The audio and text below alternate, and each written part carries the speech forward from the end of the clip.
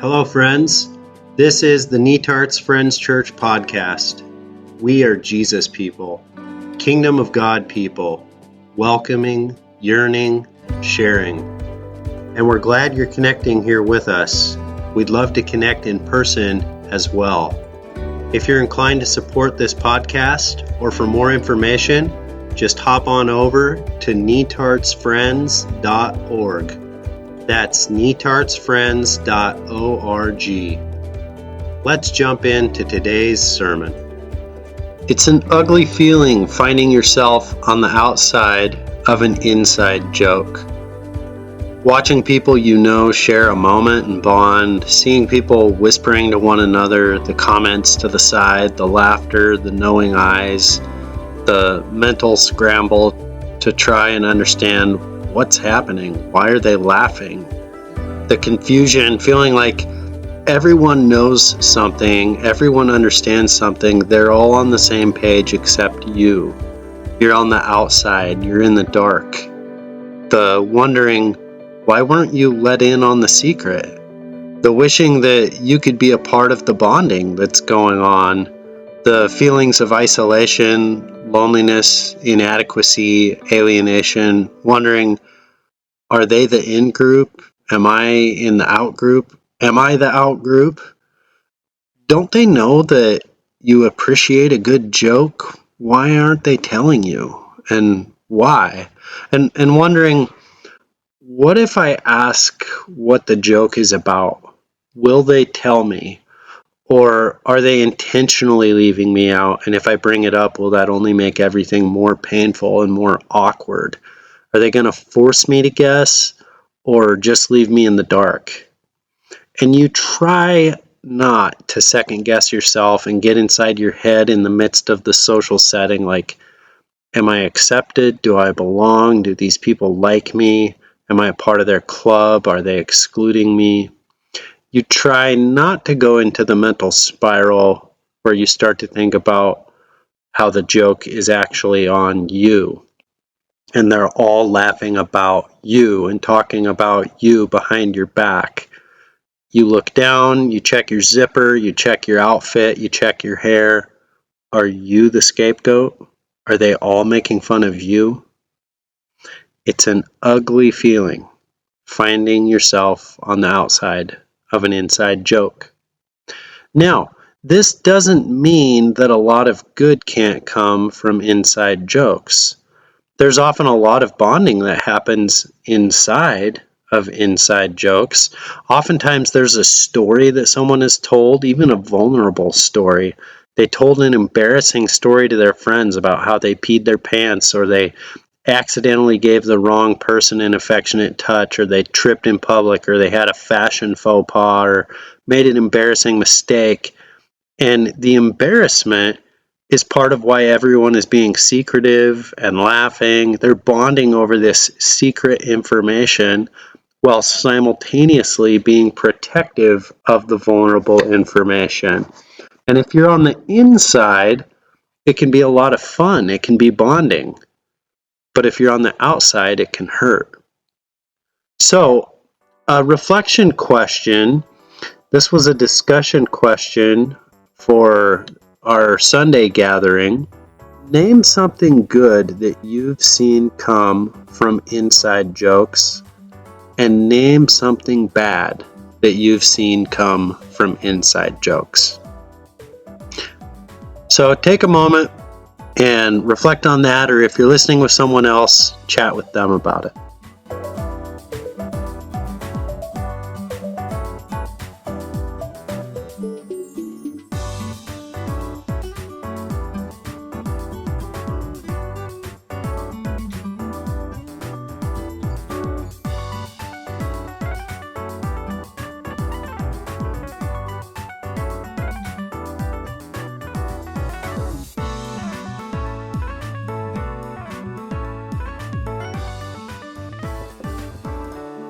All right.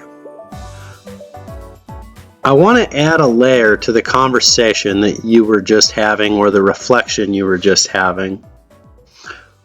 What is the impact on your spiritual life when your perception or your fear is that you are experiencing the same dynamics that you were just discussing, just reflecting on, but instead of experiencing them with other people, what if your fear is that you're experiencing this with God? What happens when you feel like you're on the outside of God's inside joke? What happens when you feel like God isn't letting you in on the secret? God is leaving you in the dark. Jesus used two different images to describe this perception, this fear, this feeling. One image that Jesus used is lighting a lamp and then hiding it under a clay jar.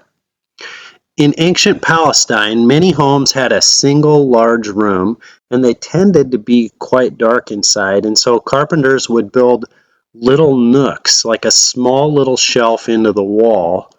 It was a lampstand, and it was specifically for oil lamps. The purpose of putting a lamp on a lampstand was that all who enter the house may see. So that was your light for the entire room, for the entire house. But if you didn't have that light, you couldn't see hardly anything. Hiding a lamp under a clay jar would be absurd. Instead of it being all who enter may see, the light covered under a clay jar, it would be narrowed down to just a small circle of light, just a few inches in diameter.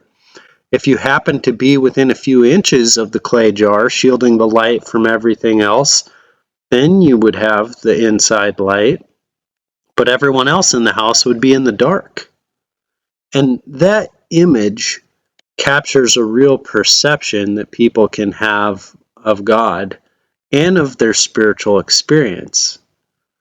You can feel like you tried to enter the house, like you tried to come to God, you tried to come to the light, and you can see that there is light to be had, but it looks like it's a very small circle of light. You can see that there's a super exclusive, super small, elite inner circle in the house that seem to be basking in the light of God, but your perception or your fear, or possibly what people are even communicating to you, is that you're not in the inside of that inner circle of light. You aren't inside of the clay jar. You're on the outside looking in. God has left you in the dark. Sometimes you tell you tell yourself this is what's going on. Sometimes other people tell you, look, you're not in this inner circle. You don't have the right background. You don't have the right pedigree.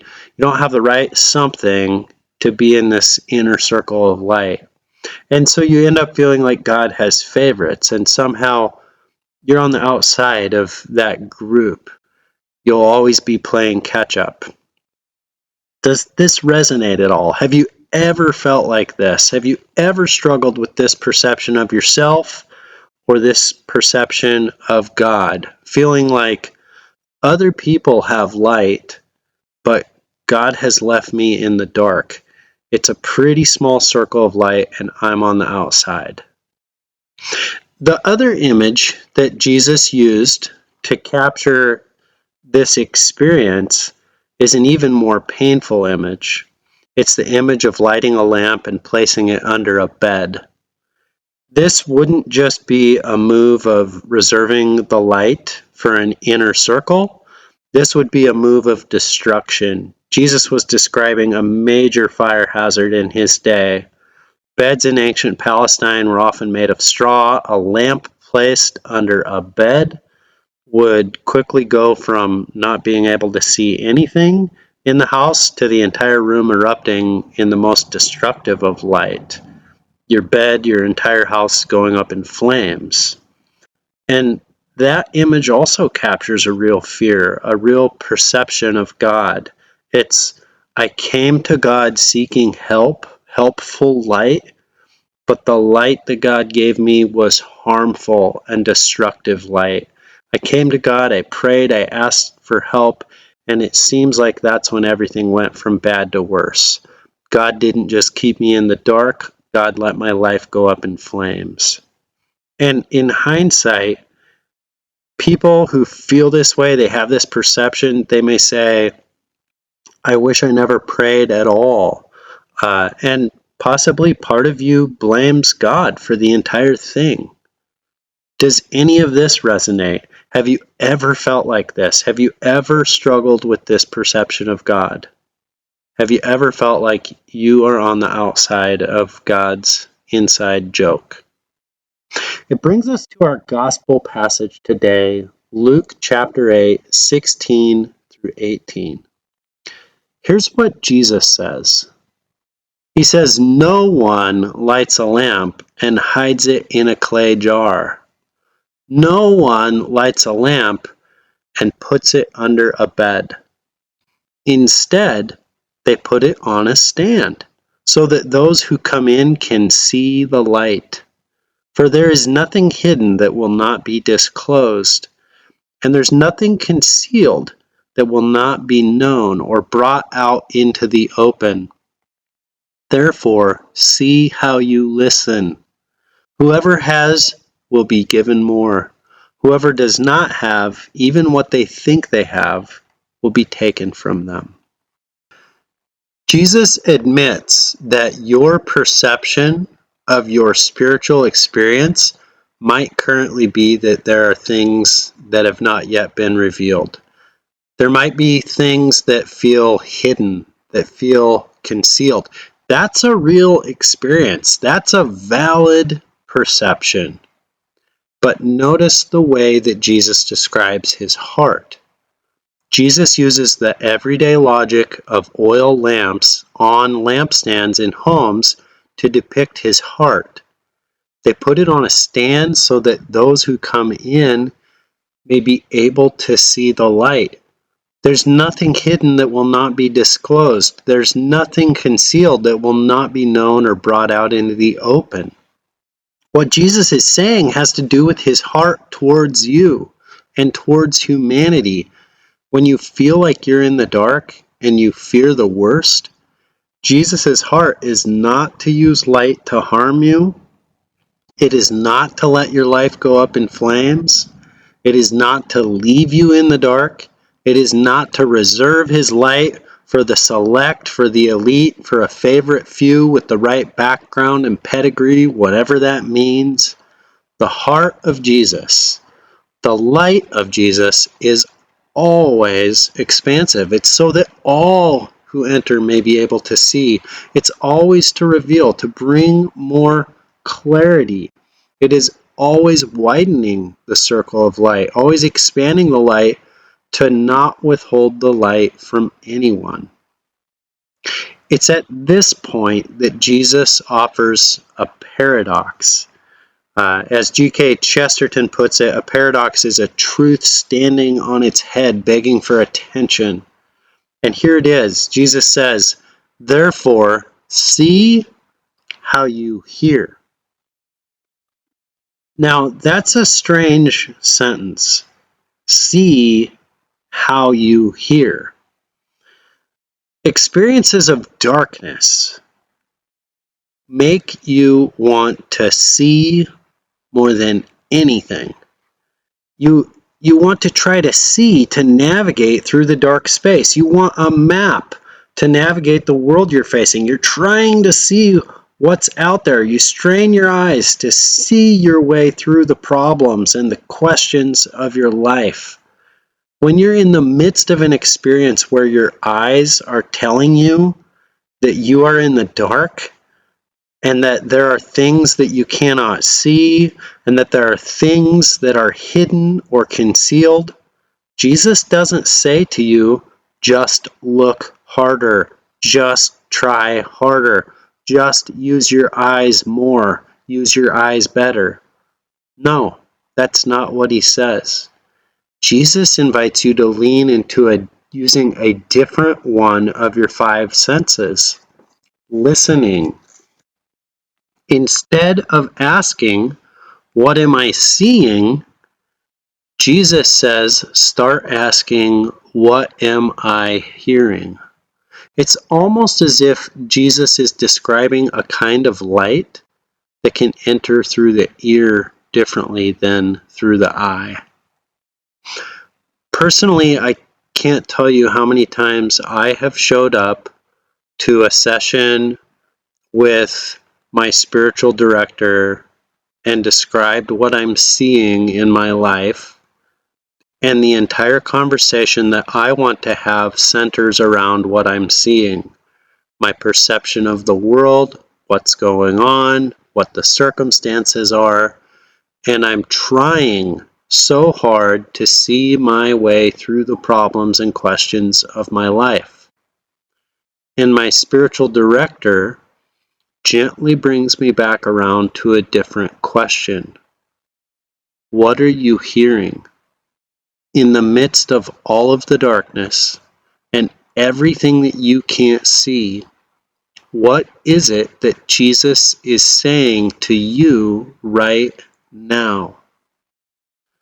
I would much prefer to try to see my way through the darkness. If you gave me the choice, see your way through the darkness or hear your way through the darkness, I'm always going to choose see. I want to see my way through the darkness. Listening my way through the darkness is a much more vulnerable task than trying to see my way through the darkness. It is quite literally standing on the edge of a cliff in the darkness, waiting on the edge of nothing or everything. Sometimes I even try to see by listening. Like I want to ask God a specific question, and even though I'm trying to listen, what I'm actually concerned about is seeing through the dark. But when I'm willing to slow down enough to stop straining my eyes to try to see through the dark, and instead, when I focus all of my energy, all of my seeing on how I am listening, like Jesus says, it happens. It happens without fail. A word emerges. There's some kind of light that is coming not through my seeing. Something is given from Jesus. And what's given to me often doesn't correspond directly to the question I was asking. There's no one way to describe the experience, but when Jesus says something to you, you know it. It is reality in a way that goes beyond explaining. It is inescapable. Deep down in my guts, I know that this word, this feeling, this image, this direction didn't come from my own mind.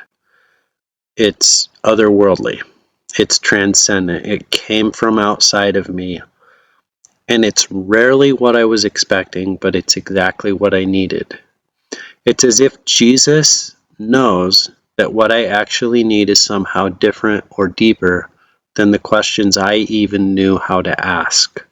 And what I am given rarely answers all of my seeing questions, but at the same time, it gives me something to lean into. It gives me something to trust. There's a different kind of dependency on God required in hearing through the darkness than there is in seeing through the darkness. It requires a different kind of receiving, a different kind of courage, faith, trust, and love. It stretches me. And on the one hand, sometimes I still feel like I'm navigating in the dark, but in another sense, this word that I hear from Jesus feels like light. It feels like hope. And this isn't just my story. Anytime as a pastor that I encounter someone trying to see their way through the darkness, if and when they are able to refocus their seeing on how they are listening, if they can do that, I witness the Spirit of Jesus give them something different than what they were expecting.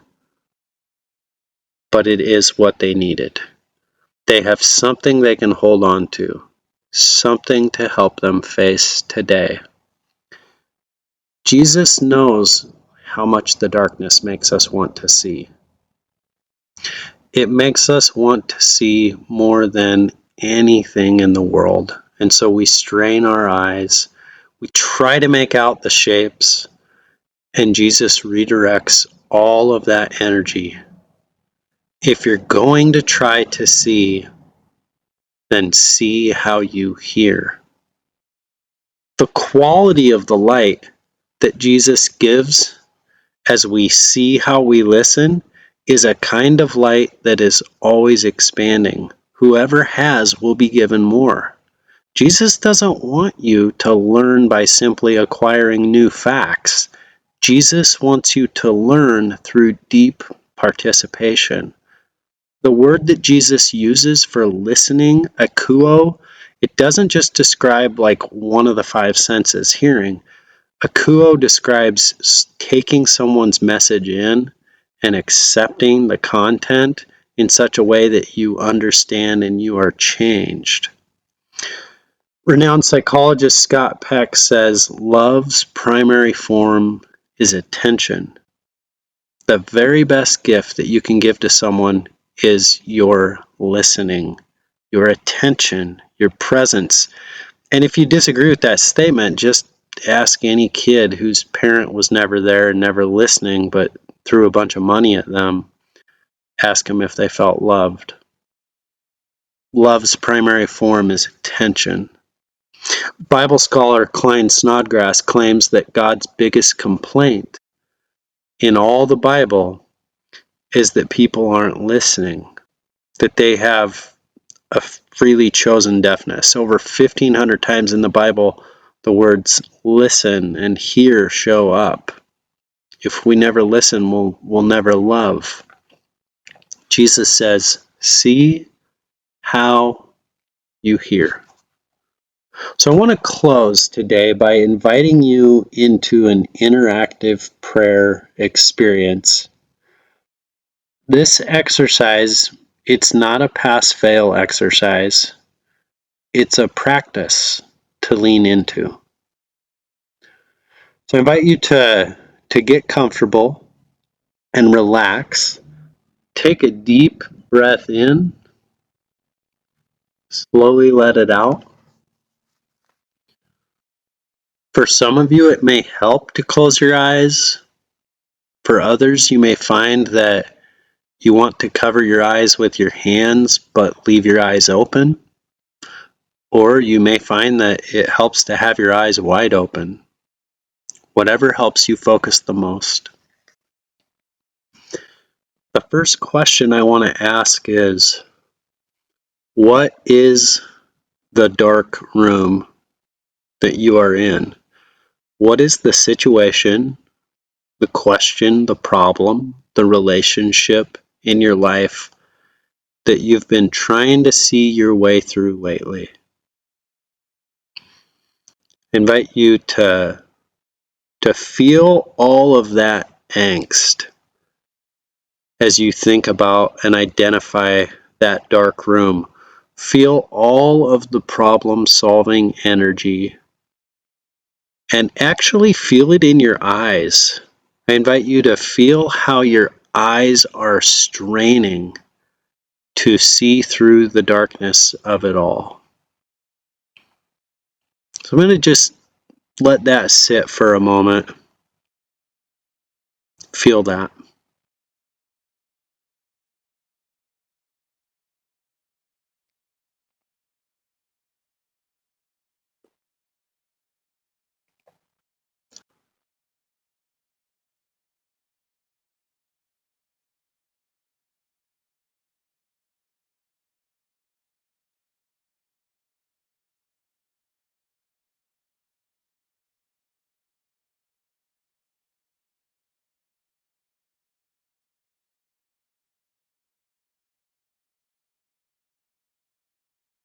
Sometimes people say cute little things like, oh, just let it go.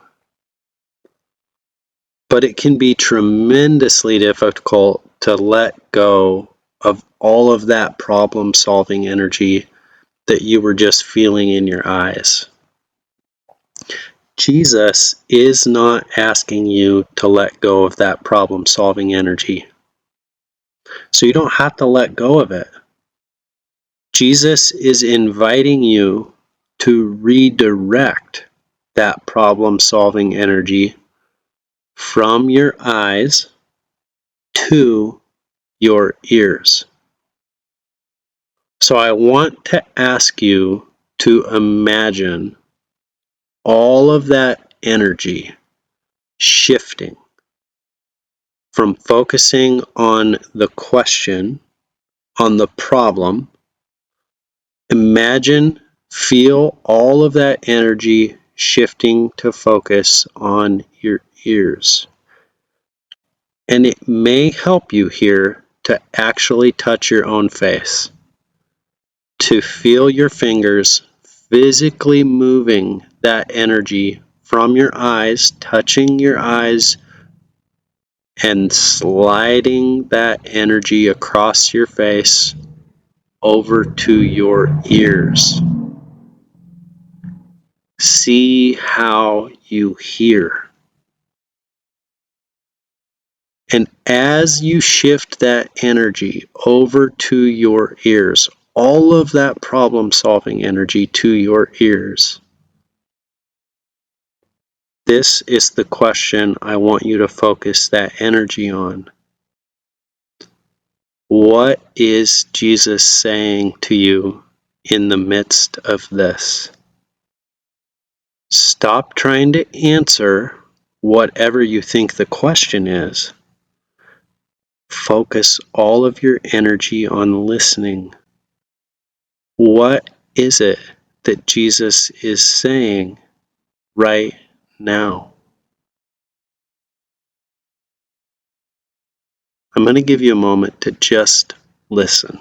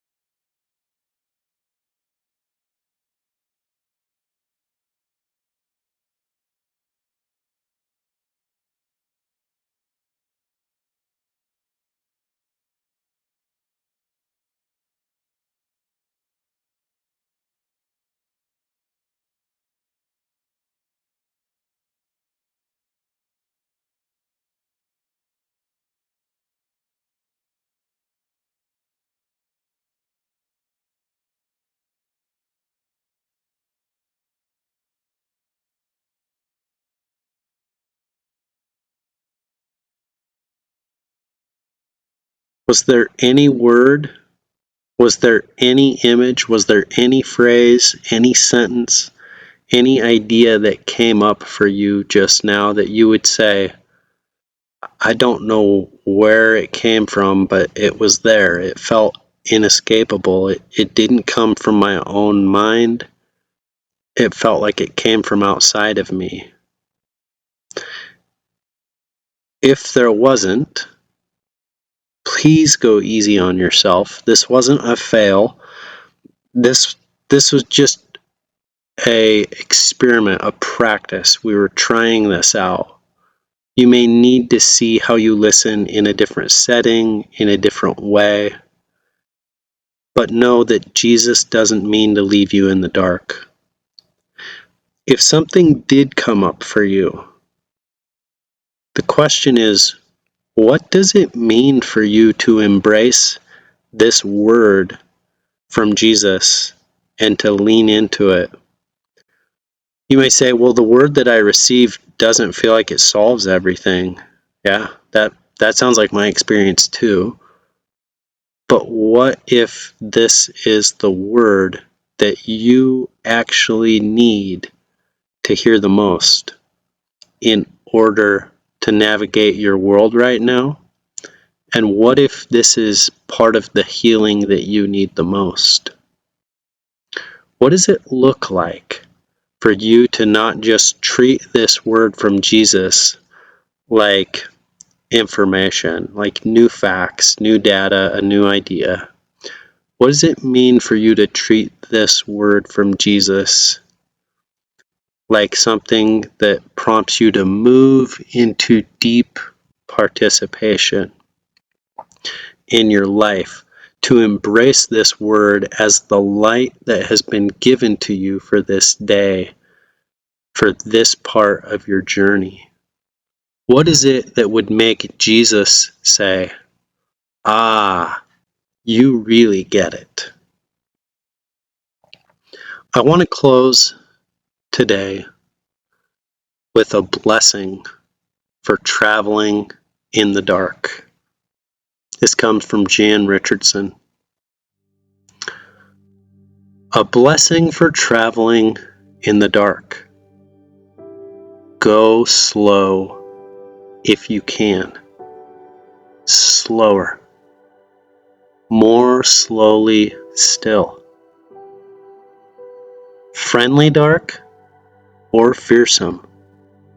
This is no place to break your neck. By rushing, by running, by crashing into what you cannot see. Then again, it is true, different darks have different tasks. And if you have arrived here unaware, if you have come in peril or in pain, this might be no place you should dawdle. I do not know what these shadows ask of you, what they might hold that means you good or ill. It is not for me to reckon whether you should linger or you should leave. But this is what I can ask for you, that in the darkness there be a blessing, that in the shadows there be a welcome, that in the night you be encompassed by the love that knows your name. The people who walked in darkness have seen a great light. Those who lived in a land of deep darkness, on them light has dawned. I cannot tell you how the light comes. What I know is that it is more ancient than imagining, that it travels across an astounding expanse to reach us, that it loves searching out what is hidden, what is lost, what is forgotten, or in peril, or in pain. I cannot tell you how the light comes, but that it does, that it will, that it works its way into the deepest dark that enfolds you, though it may seem long ages in coming, or arrive in a shape you did not foresee. And so, may we this day turn ourselves toward it. May we lift our faces to let it find us. May we bend our bodies to follow the arc it makes. May we open and open more and open still to the blessed light that comes. The light shines in the darkness, and the darkness has not overcome it.